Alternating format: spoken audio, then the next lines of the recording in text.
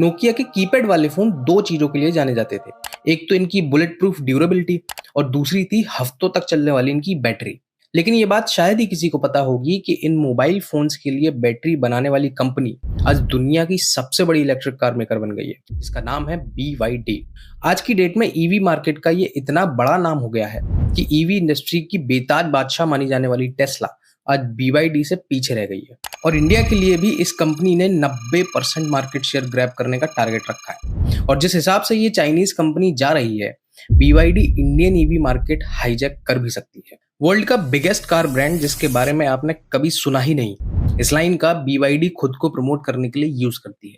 और ये लाइन सिर्फ प्रमोशन के लिए नहीं बल्कि वाकई सच है, क्योंकि जो कंपनी कभी खिलौने और मोबाइल फोन्स की बैटरी बनाती थी, उस BYD का आज की तारीख में मार्केट कैप 8.300 ट्रिलियन रुपीस का है, यानी कि छोटे मोटे देशों की GDP से भी ज्यादा। तो आज इस वीडियो में हम यही बताने वाले हैं कि BYD ने कैसे अपनी इलेक्ट्रिक कार्स के दम पर 100 सालों से गाड़ियां बना रहे ब्रांड्स में दहशत भरती, और क्या इंडिया में भी BYD सारा इलेक्ट्रिक कार्स मार्केट हाईजैक कर लेगी। ये सब डिटेल में हम समझाते हैं।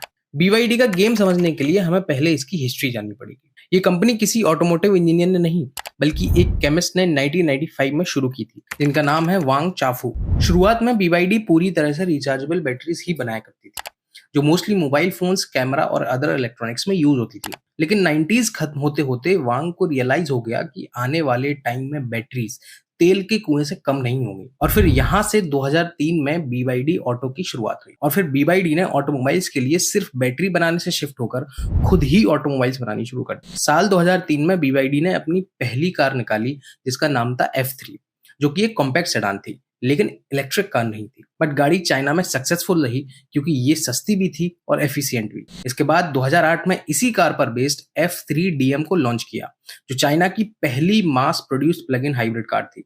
और यहीं से BYD इलेक्ट्रिक कार्स की ओर शिफ्ट होने लगी। और साल 2010 में BYD की फुली इलेक्ट्रिक और कॉम्पैक्ट कार E6 लॉन्च हुई, जो कि इंस्टेंट हिट साबित हुई। खास बात यह है कि E6 आम कंज्यूमर्स के लिए नहीं बल्कि फ्लीट सर्विसेज को ध्यान में रखकर डिजाइन की गई। फिर BYD ने जो पेस पकड़ा, उसे देखकर American billionaire businessman Warren Buffett ने भी कंपनी में बहुत बड़ा इन्वेस्टमेंट कर दिया। और आज के टाइम पर BYD इलेक्ट्रॉनिक पार्ट से लेकर सोलर एनर्जी तक और इलेक्ट्रिक कार से लेकर रेल ट्रांसिट तक हर सेक्टर में लीडिंग पोजीशन पर है। और अब डिकोड करते हैं BYD का सक्सेस सीक्रेट। इसमें सबसे पहली चीज तो है BYD की यूनिक बैटरी टेक्नोलॉजी। आमतौर पर अभी जो दूसरी कंपनीज ईवी की बैटरीज बना रही हैं, वो लिथियम आयन बैटरीज हैं। इनके अंदर कैथोड होता है, एनोड होता है और इसमें इलेक्ट्रोलाइट सॉल्यूशन भरा होता है। और कैथोड एनोड के बीच में एक सेपरेटर लगा होता है। अब इसका कैथोड कुछ केमिकल से मिलकर बना होता है, जिसमें है निकल, कोबाल्ट और मैंगनीज। वहीं एनोड बना होता है ग्रेफाइट से।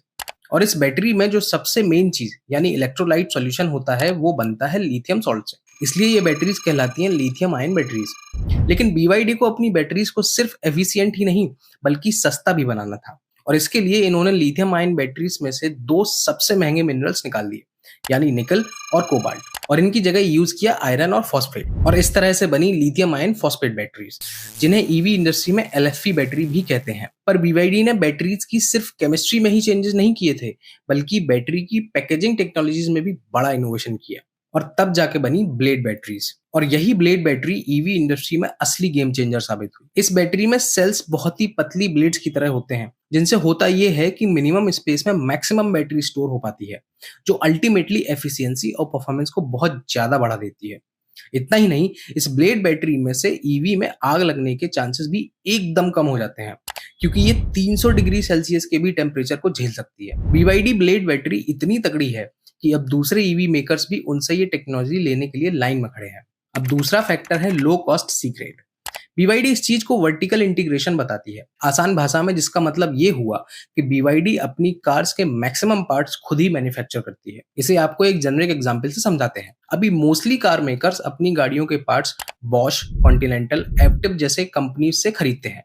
और अगर सिर्फ ईवीज की बात करें तो फोक्सवैगन अपनी ID3 के लिए सिर्फ 35% पार्ट्स ही इन हाउस बनाती है, बाकी सब आउटसोर्सिंग करती है। वहीं टेस्ला अपनी मॉडल 3 का 68% पार्ट्स खुद बनाती है, लेकिन BYD अपनी सील के लिए 75% पार्ट्स खुद ही मैन्युफैक्चर कर रही है। और यहीं से अनलॉक होता है BYD का प्राइस सीक्रेट। अब क्योंकि BYD अपनी कार्स में लगने वाली ऑलमोस्ट सारी चीजें खुद ही बनाती है, और पार्ट्स के लिए दूसरे मैन्युफैक्चरर्स पर डिपेंड नहीं है, तो अपनी ईवीज को बहुत ही सस्ते में बेच पाती है। जहां एक और टेस्ला को लेकर एलन मस्क की अप्रोच रही कि पहले आपको हाई एंड परफॉर्मेंस कार से शुरुआत करनी चाहिए ताकि ब्रांड बने और लोग अट्रैक्ट हों, और फिर धीरे धीरे लो प्राइसेस पर आना चाहिए। लेकिन ईवीज के मामले में BYD की अप्रोच ठीक इसके ऑपोजिट रही। इस चाइनीज कंपनी ने शुरुआत ही चीप इलेक्ट्रिक टैक्सीज और बसेस से की है, और उसके बाद प्रीमियम लुकिंग पैसेंजर कार्स में एंटर किया। जहां एक और एवरेज टेस्ला इलेक्ट्रिक कार का अमेरिका में एवरेज प्राइस $45,000 यानी लगभग 38 लाख रुपए है, वहीं एक एवरेज BYD ईवी का प्राइस सीधे इसका आधा $22,000 यानी 18.5 लाख रुपए पड़ता है। लिहाजा प्राइसेस में इतना बड़ा डिफरेंस ही BYD की सेल्स रॉकेट कर रहा है। अगर पिछले साल की सेल्स उठाकर देखें तो BYD ने 2023 में 3.02 मिलियन इलेक्ट्रिक व्हीकल्स बेचे थे, और इस तरह BYD दुनिया की largest passenger electric car maker बन गई, क्योंकि इतना बड़ा ईवी सेल्स नंबर आज तक किसी ने देखा ही नहीं था। लेकिन यहाँ से एक सवाल पैदा होता है, सिर्फ मैन्युफैक्चरिंग कंट्रोल करके BYD इतनी चीप कार्स कैसे बना सकती है? और यहाँ से गेम में एंटर होती है चाइनीज गवर्नमेंट।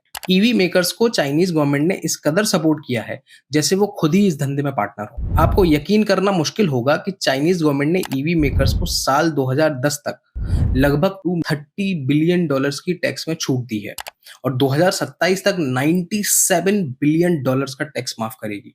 यानी इतने रुपए जहां तक तो मुझे गिनती भी नहीं आती। केवल टैक्स में रियायत ही नहीं, बल्कि इसके लिए बहुत ही सस्ते लोन्स, फैक्ट्रीज के लिए सस्ती जमीनें, R&D के लिए भी सब्सिडी सरकार ही दे रही है। चाइनीज गवर्नमेंट ईवी मेकर्स को इतना अंधा सपोर्ट कर रही है कि यूरोपियन यूनियन ने तो इसको लेकर जांच तक बिठा दी। लेकिन फिर भी ये सारे फैक्टर्स की वजह से BYD आज 60 से ज्यादा देशों में बिजनेस कर रही है और दुनिया की सबसे बड़ी ईवी मेकर बन चुकी है। अब आते हैं सबसे मेन सवाल पर कि क्या BYD इंडिया का भी ईवी मार्केट हाईजैक कर लेगी?